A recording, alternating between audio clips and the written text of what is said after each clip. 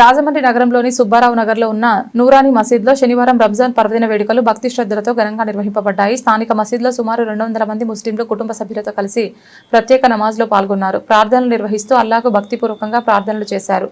ఈ సందర్భంగా మసీద్ నిర్వాహకులు షేక్ ఖాన్ మాట్లాడుతూ సుమారు 25 సంవత్సరాల క్రితం ఈ ప్రాంతంలో స్థలం కొనుగోలు చేసి మసీద్ నిర్మాణాన్ని ప్రారంభించినట్లు తెలిపారు.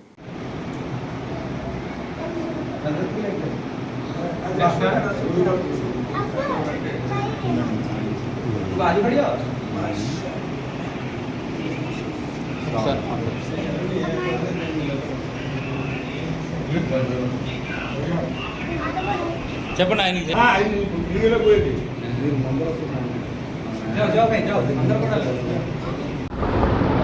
సుబ్బారావు నగర్ నూరానీ మసీదులో ఈ సంవత్సరం ఇఫ్తార్ ఇందులో మన భాయిలందరూ కూడా ఇఫ్తార్ ఇందులో పాల్గొని మరి ప్రతి ఒక్కరు కూడా ఎండా వాన అనకుండా భక్తి శ్రద్ధలతోటి అందరూ కూడా ఉపవాసాలు నిన్నటితోటి జరపమైంది. ఇవాళ ఈదుల్ ఫితర్ నమాజు కూడాను సుమారు 200 మంది జనాభా ఈ మసీదుకి హాజరయ్యారు.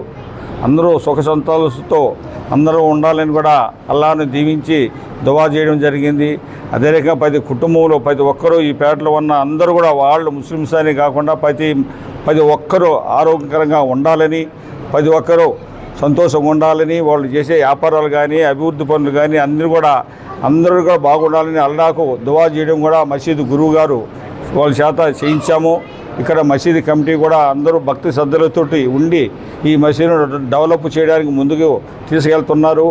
జరగబోయే రోజుల్లో 2-3 నెలల్లో ఎదురు స్లాబ్ వేయడానికి కూడాను ఒక మసీదు పెద్దలు అందరూ కూర్చొని ఒక నిర్ణయానికి వచ్చారు.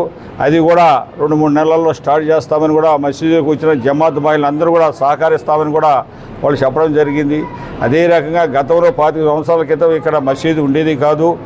ప్రస్తుతం అప్పుడు మసీదు ఇక్కడ 10 సంవత్సరాల క్రితం ఎన్ని తుప్పలు నమాజ్ చేసుకోవడానికి ఎక్కడికో వెళ్ళాలి ఏమో తెలియదని పరిస్థితిలో ఉన్నది. అప్పుడు 2000లో 2009లో 2018లో కూడా చాలా భయంకరంగా ఉండే ఏరియా ఇక్కడ.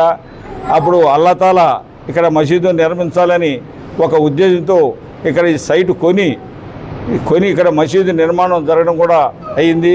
ఆ రోజు నుంచి ఈ రోజు కూడా కొంతమంది చెడు అలవాట్లు ఉన్నవాళ్ళు కూడా మానేసి ఈ అల్లాహ్ తాలా మసీదు కట్టిన తర్వాత కొంతమంది డెవలప్ అయ్యారు. చాలా వరకు ఇక్కడ హిందూ ముస్లిమ్స్ అని భేదం లేకుండా ఈ పేటలో అందరూ కూడా ఐకమత్యంతో ఇక్కడ కార్యక్రమం జరుపుకుంటున్నాం. ఇన్షాల్లాహ్.